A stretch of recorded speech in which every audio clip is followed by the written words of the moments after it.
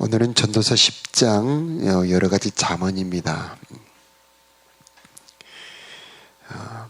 1절에 죽은 파리들이 향수에서 악취가 나게 하듯 조그만 어리석음이 지혜와 영예를 더럽히고 만다.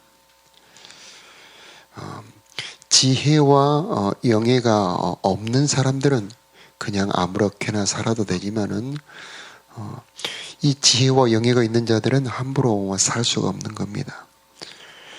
우리들에게 지혜와 종기가 있느냐? 우리는 예수를 믿음으로 말미암아 지극한 영광과 종기를 받은 자들이 되었습니다. 그래서 우리가 고린도 후서에도 보았습니다마는 영과 육의 모든 더러운 곳에서 자기를 깨끗하게 해라. 두루마리를 빠는 자들이 복이 있다. 그래서 우리가 어떤 영광과 종기를 가지고 있는지를 안다면 우리가 얼마나 자신을 깨끗하게 해야 되는지를 알 수가 있는 겁니다. 여러분 식사하실 때에 음식에 조그만 더러움이 있다면 그걸 그대로 드시겠습니까? 우리가 식사할 때도 더러움을 함께 먹을 수 없는 것처럼 우리가 받은 이 하나님의 은혜와 영광은 더러움과 함께 갈 수 없는 겁니다. 우리 안에 계신 분은 하나님이십니다. 그분은 우리 삶의 더러움과 함께 있을 수 없는 분입니다. 그래서 우리는 더러움을 분별할 수 있고 멀리할 수 있는 지혜가 있어야 됩니다. 우리가 잘 아는 다니엘이 음식으로 자기를 더럽히지 않고자 뜻을 정했죠. 그래서 왕의 관원에게 요청을 했지 않습니까? 그 결과로 말미암아 어려움도 겪었지만은 이 다니엘은 맑은 영감을 보존할 수 있었고 더 깨끗하게 할 수가 있었습니다. 그래서 그 다니엘의 영감은 그 바빌론의 모든 청년들과 비교할 수 없었고 모든 사람들이 결국 그 다니엘의 영감을 갈망하고 찾게 되었죠. 우리는 하나님께 받은 것이 얼마나 보배로운지를 알아야 되는데 바로 하나님이 내 안에 계실 뿐만 아니라 그분이 주시는 이 성령이 그 성령의 은사와 능력이 들어있고 은혜의 말씀들이 들어있는데 이게 세상의 더러움이 들어오면 둔해진다는 겁니다. 점점 약해집니다. 그래서 나중에는 이 영감이 이 사울처럼 꿈으로도 우림으로도 선지자로도 이 계시가 오지 않는 겁니다. 그래서 우리는 이것을 더 깨끗하게 지킬 수 있도록 또 더러움을 멀리하는 사람이 되어야 되겠습니다. 우리가 잘 아는 시인 중에 윤동주 시인 잘 아시죠? 죽는 날까지 너무나 잘 아는 시 있죠? 하늘을 우러러 한 점 부끄러움이 없기를 나는 잎새에 이는 바람에도 괴로워했다. 얼마나 바람결에 낙엽들이 많이 날립니까? 그런 작은 더러움조차도 윤동주는 그것을 멀리하고자 몸부림쳤다는 얘기죠. 우리 삶에서 더러움을 구분하고 그것과 싸우고 내 안의 정결함, 성결함을 유지하기 위해서 애쓸수록 우리는 주님을 더 깊이 만날 수 있고 더 맑은 영감을 유지할 수 있게 될 것입니다. 자, 우리가 전도서 주제가 허무하지 않는 인생이지 않습니까? 영원히 하나님 앞에 복되고 아름답고 가치 있는 삶, 바로 더러움을 멀리하는 삶, 그것이 지혜가 되는 것입니다. 2절에 보면은 지혜자의 마음은 옳은 곳으로 향한다. 어리석은 자의 마음은 그릇된 곳으로 향한다. 그래서 마음이 향하는 곳, 이거 인생의 추구하는 가치와 목표입니다. 내 인생, 내가 무엇을 추구하며 살고 있는가? 내 마음은 어디를 향하는가? 그래서 사랑하는 자를 향하여 마음을 향하고 소망을 가진 곳을 향하여 마음을 향하죠. 우리가 향해야 될 곳은 하나님이죠. 그리고 우리 주 예수 그리스도의 그 은혜와 사랑을 향하여 내 마음을 열어놓고 세상에는 닫아야 되고 그래서 우리들의 마음이 늘 주님을 향하고 있을 때 마치 해바라기가 해를 향하는 것처럼 이 모든 식물의 잎사귀가 햇빛을 받는 것처럼 하나님의 은혜가 우리들에게 계속 쏟아져 내려오게 될 것입니다. 이 3절에 보면은 어리석은 자는 길을 걸을 때에도 지혜가 모자라 자신의 우둔함을 모두에게 드러낸다. 자, 우리들의 삶 속에 우리 안에 무엇이 들어있는지가 결국 드러나게 되어 있습니다. 그래서 우리들의 삶은 내가 어떤 사람인지를 계속 증명하며 살아가는 과정이 되는 겁니다. 그러면 내 안에 어리석음을 품지 말고 지혜와 영원한 하나님을 품고 있어야 되겠죠. 향산종이에 향내난다, 그런 말이 있지 않습니까? 우리 안에 하나님이 들어 계신다면 생명의 향기가 당연히 자연히 나타나게 되어 있고요. 우리 안에 세상이 들어있고 욕심이 들어있고 탐욕이 들어있다면, 죄가 들어있다면 언젠가는 그게 드러나게 되어 있습니다. 그래서 내 중심을 살피고 하나님 앞에 살피고 내 마음을 청결하게 해서 무릇 지킬 만한 것보다 내 마음을 지키라. 내 마음을 단장하고 내 마음의 각 방마다 지혜로, 사랑으로, 은혜로 채워넣는 과정, 이것이 우리가 해야 될 과정이고, 이런 새벽에 우리가 이 말씀으로 은혜로 채운다는 것이 얼마나 보배로운 시간이겠습니까? 4절에 보면 통치자가 내게 화를 낸다 해도 내 자리를 떠나지 마라. 왜냐하면 침착하기만 하면 큰 실수를 막을 수 있기 때문이다. 사람이 화를 불같이 내는 시간은 30초 정도 된답니다. 그래서 그 30초를 참으면 파국을 피할 수 있고 어려움을 피할 수 있다고 그러죠. 그래서 우리가 사노라 보면 화가 확 이렇게 올라올 때가 있지 않습니까? 그때는 물을 한 잔 마신다든가 숨을 깊게 빠르게 내쉰다든가. 그래서 30초, 20초 있어서 30초를 참으라, 그렇게 권면을 하죠. 그래서 지혜는 뭐냐? 참는 겁니다. 인내하는 마음이 교만한 것보다 낫다. 계속 이제 수많은 말씀들이 참고 인내하는 건데, 이 분노를 절제하는 것, 그것이 능력이자 지혜가 되는 겁니다. 그럼 우리가 왜 참을 수 있을까요? 우리 자신으로는 참기 어려울 때가 많이 있죠. 참을 수 있는 이유는 바로 사랑이죠. 첫째, 사랑은 첫째 오래 참지 않습니까? 우리가 자식을 키우고 낳고 키우면서 직장에서 화날 일이 많죠. 그렇지만 자식들을 생각해서 참고, 그죠? 우리가 정말 화낼 일이 많이 있고 포기하고 싶을 때가 많지만 참는 이유, 바로 사랑 때문이죠. 이제는 우리가 하나님을 생각하기 때문에 참을 수가 있는 겁니다.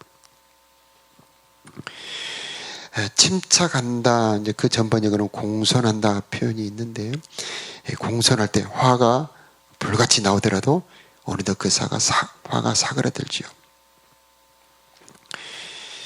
자, 5절 이하에 보면은 우리가 이해할 수 없는 세상에 모순이 많이 있습니다.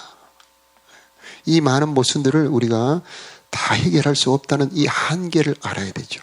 물론 우리가 방치하고 포기할 것은 아닙니다만, 나의 한계를 알고, 자, 내 분수에 맞는 삶을 살아야 한다.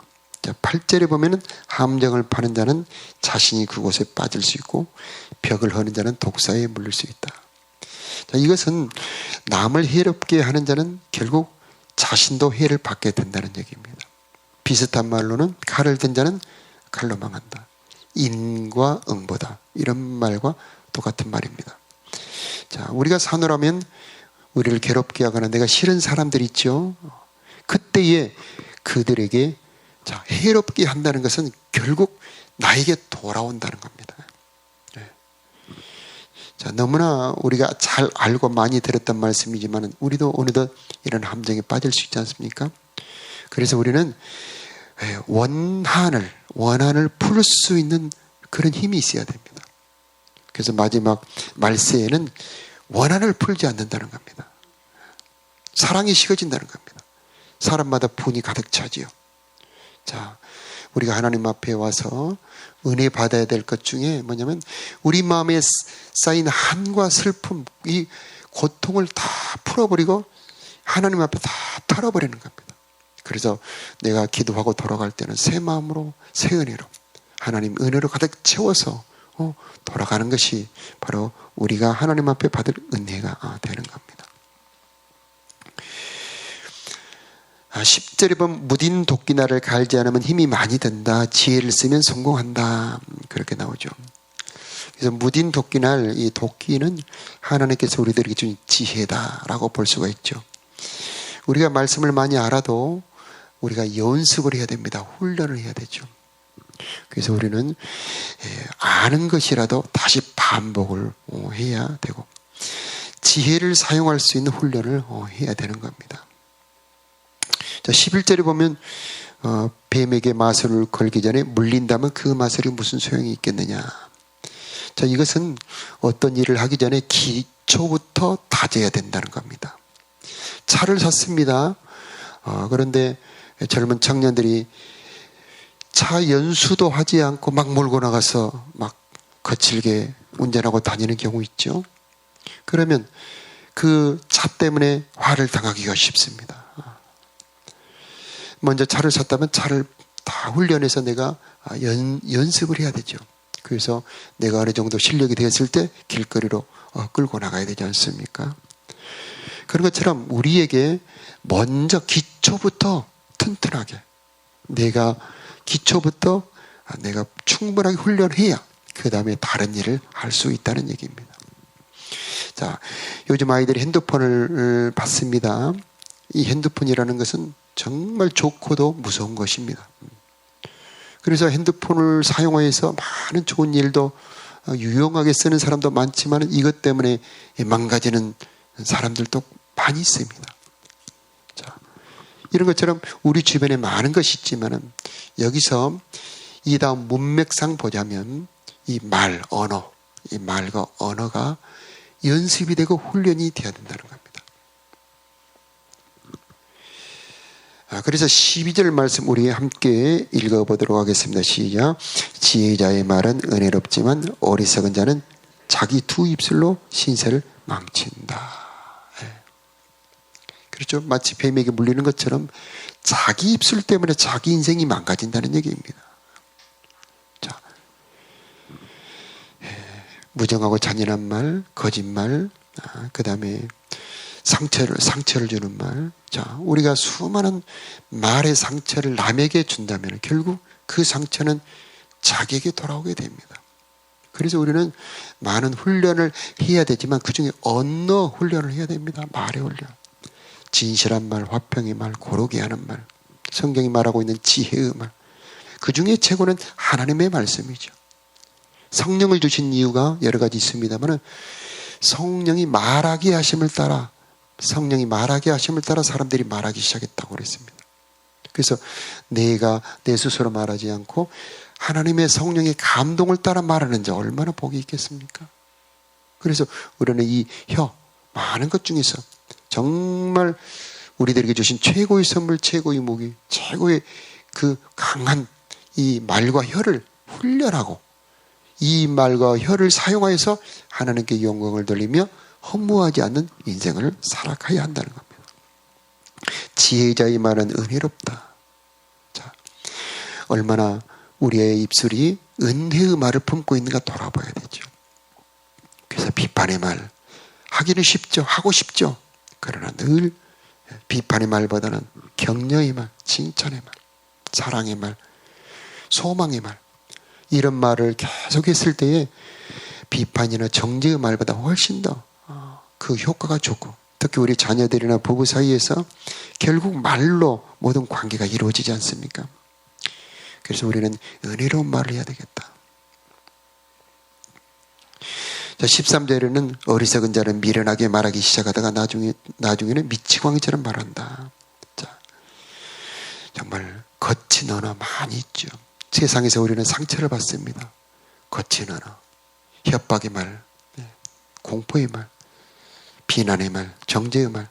자, 이런 많은 말을 듣는데, 자, 이런 말로부터 보호도 해야 되지만, 내 자신이 그런 말 하지 않도록, 내 입술에 파수꾼을 세워달라고, 내 입술을 지켜달라고, 기도해야 되지 않겠습니까?